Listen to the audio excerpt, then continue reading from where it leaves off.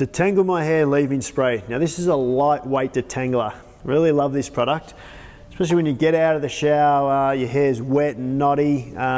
You want something like this so you can spray into the hair. Part of the reason is when your hair is wet, it's at its most fragile. So you need something that's got a bit of slip, so it makes it easy to detangle. So you just work it through in wet, damp hair. Now I'll tell you about some of the key ingredients in this product. It has pear fruit extracts, which are rich in antioxidants and condition the hair. It has rosemary leaf extracts, which nourishes the hair. Just work it through. I've got my comb, you can just work it through. And another thing, what a beautiful fragrance. It's got a nice pear fragrance to it, which I love. I use this as well when cutting hair. Sometimes when the hair dries out while you're cutting, I use it as a moisturizer to the hair.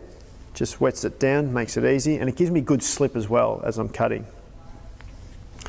Another key benefit, this is actually gluten-free and vegan friendly also. There you go, how simple and easy is that? Through all the knots, let's detangle my hair.